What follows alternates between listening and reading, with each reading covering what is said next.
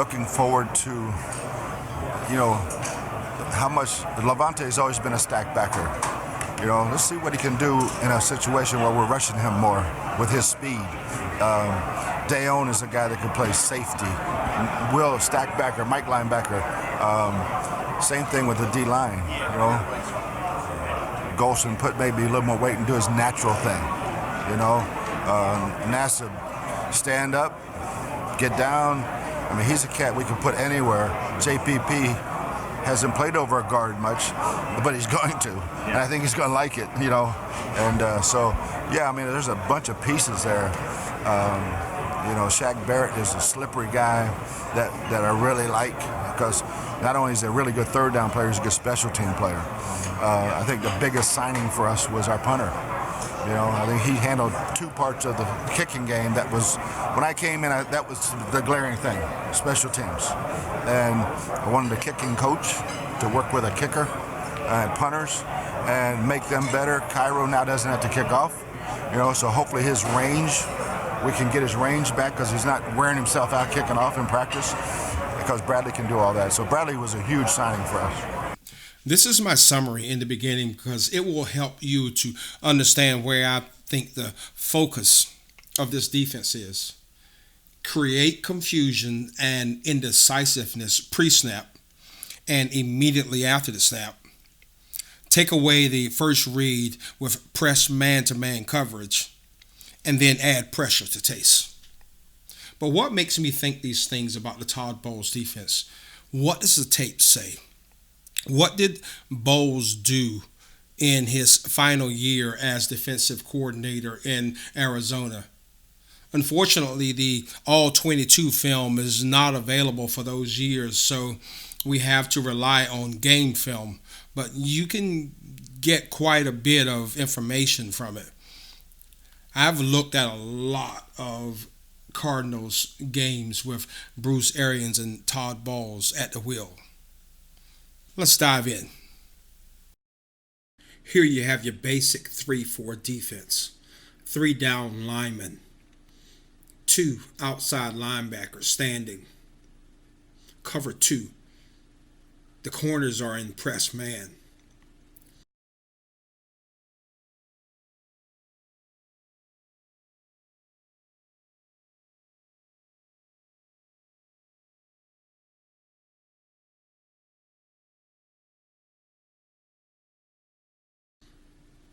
This is your basic anticipated run defense. In this 3-4 basic lineup, we can see how the outside linebackers have responsibility to drop in coverage to take away the late check down from the opposing quarterbacks.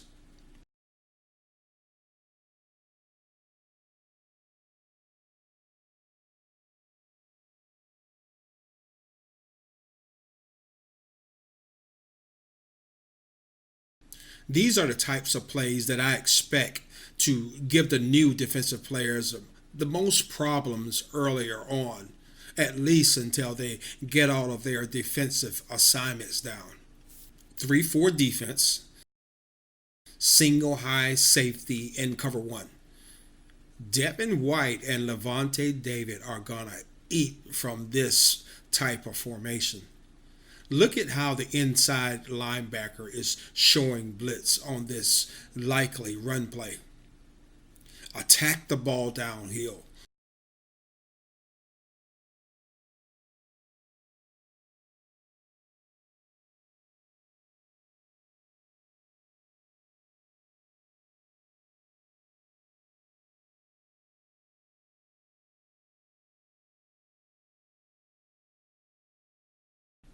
Speed, power.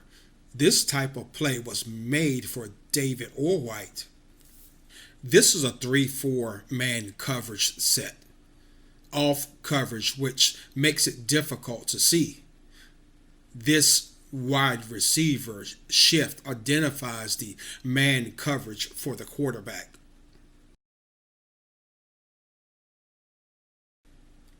Here's another 3-4 set. Or is it? This is actually a 4-3 under with an inside linebacker showing blitz, single high safety in cover one, man to man. But the inside linebacker drops in coverage, and this player that is likely a safety generates the outside pressure.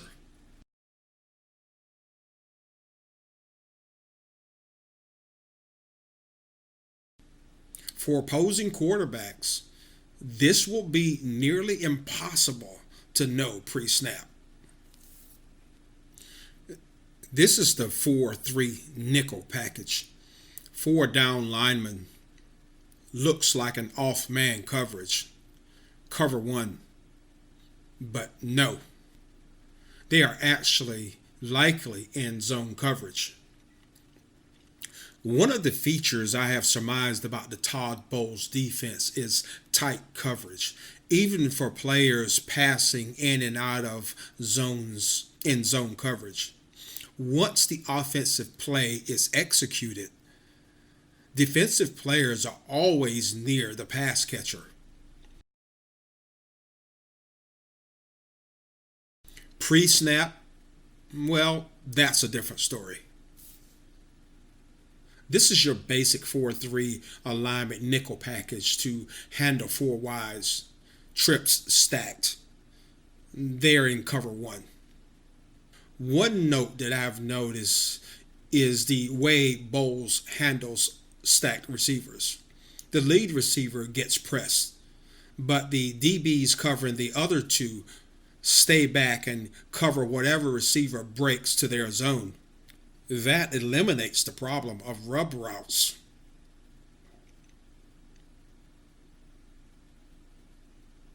But that is not Kirk Cousins' biggest problem here. This is again where David or White will eat. I say or because this appears to be six defensive backs and one inside linebacker on the field. The inside linebacker and a safety both fire into the backfield. It will be interesting to see if that safety will be Whitehead or Edwards. Tough to know before the live bullets start to fly. Which one will win that job?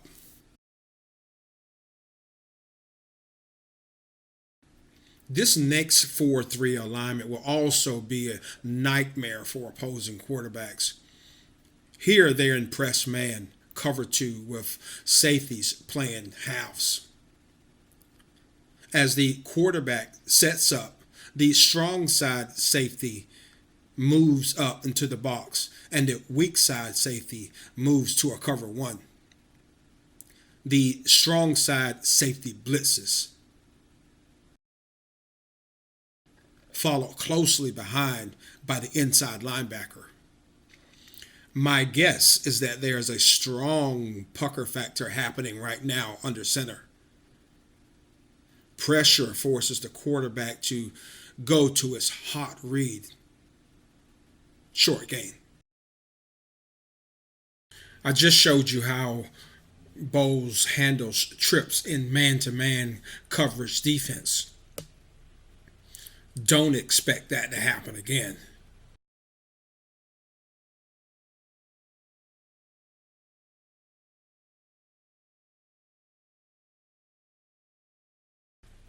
Here he protects the boundary in a close game with a very good zone coverage defense.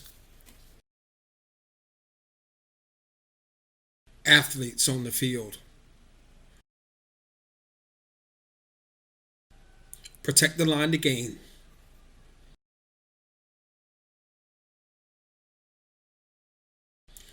Cover anything that moves.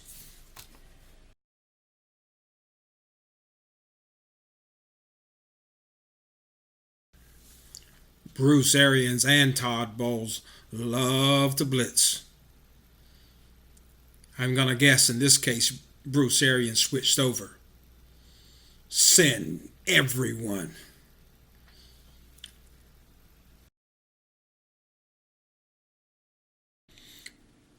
This is actually a 4-3 under that looks like a 4-2 showing linebacker blitz.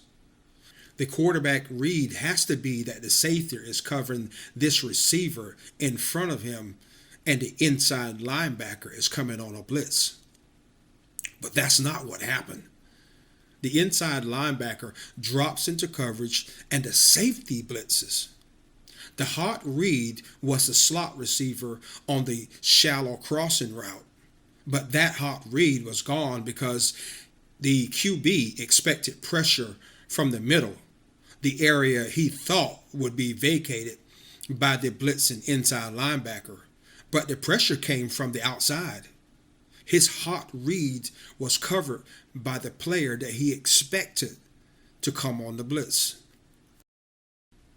Lots of teams show blitz and drop out, but not many put everyone on the line of scrimmage and still manage to take away every outlet when they drop into coverage, like the Todd Bowles SEAL Team 34 defense.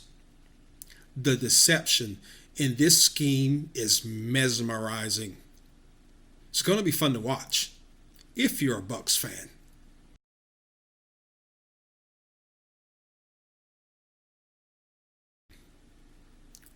This is one of my favorites for its sheer deceptiveness. There are just two down linemen on the field. Outside linebackers rush standing up, and the inside linebackers are playing off. The outside linebacker drops into coverage, but both inside linebackers blitz, with the free safety moving into the box to cover the short outlet. The entire middle of the defense shifted. Confusion is a problem for the quarterbacks in this type of play. This third and short play demonstrates the need for tight man-to-man coverage for the Todd Bowles attacking style.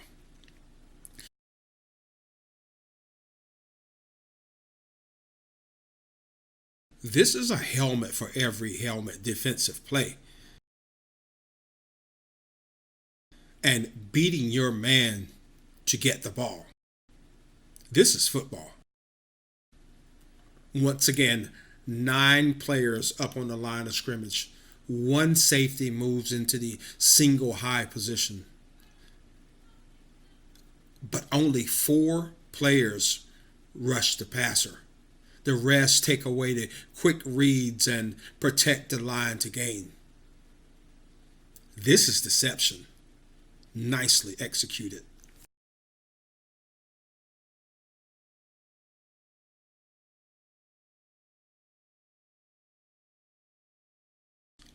Todd Bowles is a former defensive back, and he loves himself some defensive backs. Here we have 7 DBs on the field, 3 down linemen on a 3rd and long. This play, by definition, answers the rush versus coverage question from the standpoint of our defensive coordinator.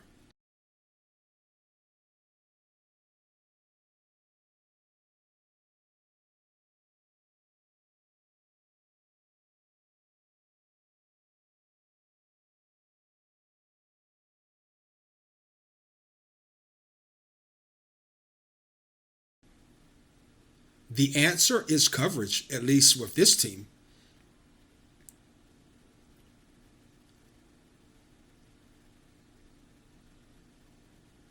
Three on the D line, 1 inside linebacker, and a whole lot of athletes. The Bucs safety role is going to be the prize of this defensive scheme because it represents so many opportunities to make plays. With 2 running backs in the backfield, Bowles sends a safety into the box. 2 down linemen, couple of outside linebackers standing. A 4-3 formation showing safety blitz in a single high safety set. But Todd Bowles sends one of his inside linebackers, like he loves to do. but drops the strong side outside linebacker into coverage. That's five players attacking downfield with one coming from the inside where the quarterback could not have possibly known it was coming. That outside linebacker takes away his hot read, forcing the quarterback to go back to what should have been his first read on this play before he decided that it was a bad idea with the blitz that he thought he saw. Confusion, the cat and mouse game. Todd Bowles was the cat on this one.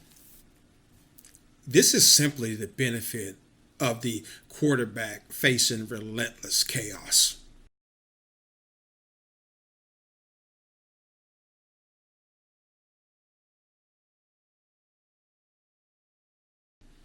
After escaping that sack,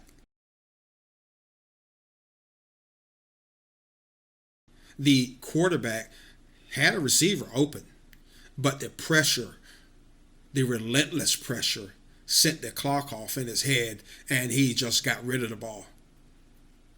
Confusion sets in.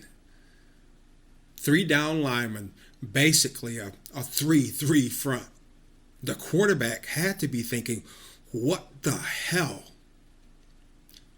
This is a cover two with press man on the outside, one corner playing off, which means that he could cover or he could blitz in this system. But the pressure comes from the other side, sending the quarterback's outlet to the weak side, but that is also covered by the lone inside linebacker who comes in on a delayed blitz, and one stays home and takes out the outlet check down receiver. This is what will keep opposing offensive coordinators up at night. How do you scheme for this? Coverage versus pass rush again. Three down linemen. That weird 3-3 formation again. 7 defensive backs on the field in a 3rd and 17 protection defense.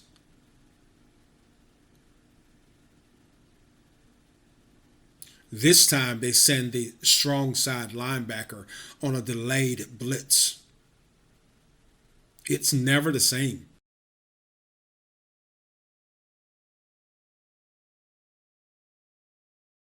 Deception and confusion is how he wins. Doubt, confusion. In a cover one, everyone pressed. The inside linebackers are off. This is first down. One inside linebacker moves up showing blitz, but he holds. And the other inside linebacker goes in for a delayed blitz.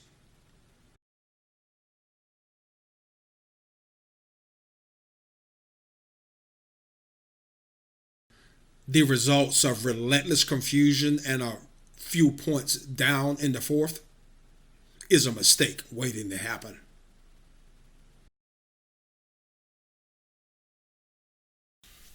So what did you get out of that?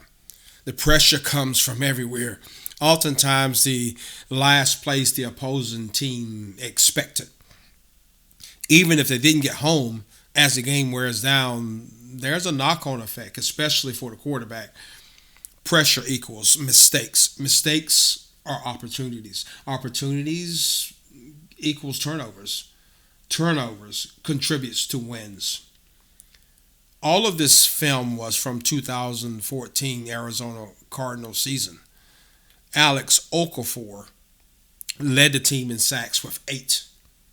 Calais Campbell had 7, the 2 most on the team. The team finished the season with 35 sacks, a respectable number, but it was only 24th in the NFL. But sacks are an often overrated number. simply gives too much praise for a single stop. How is a tackle for a loss different from a sack? Both are a loss of down and a loss of yards.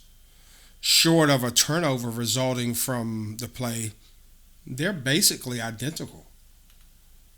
That's a conversation for another day, but it's worth noting.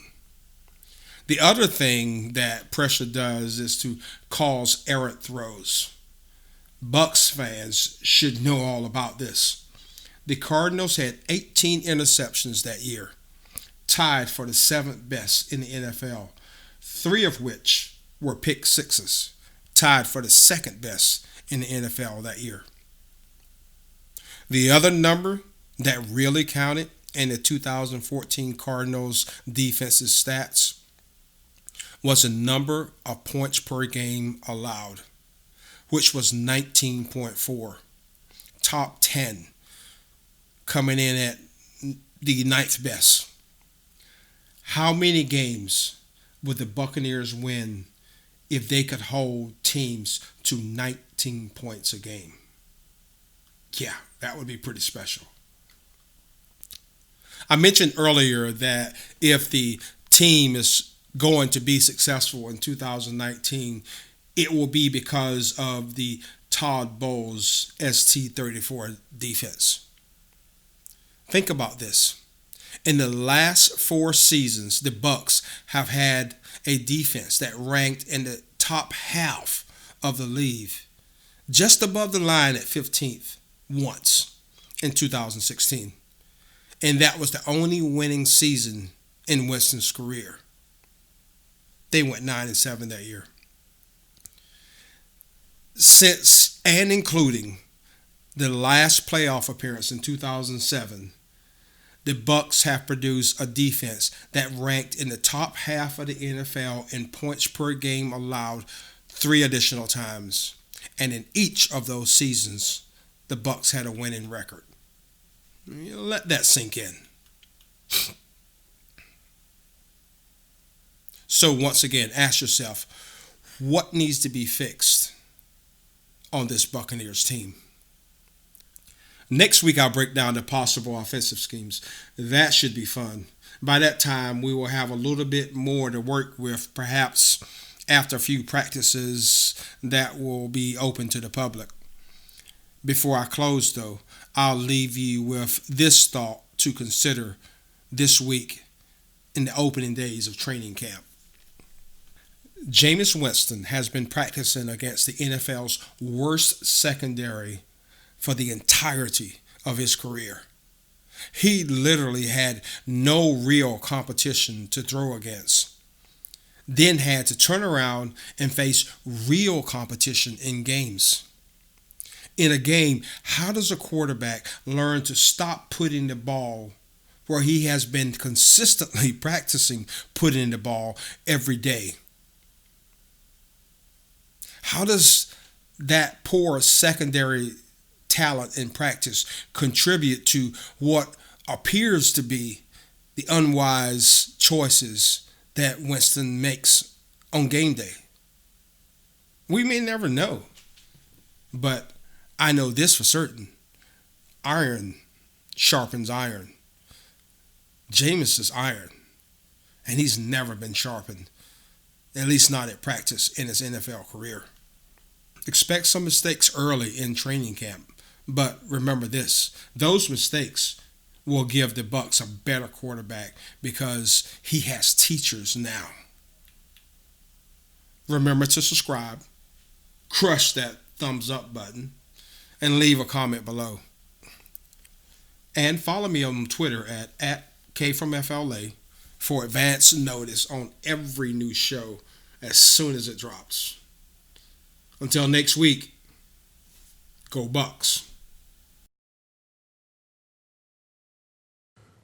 I'm not about building.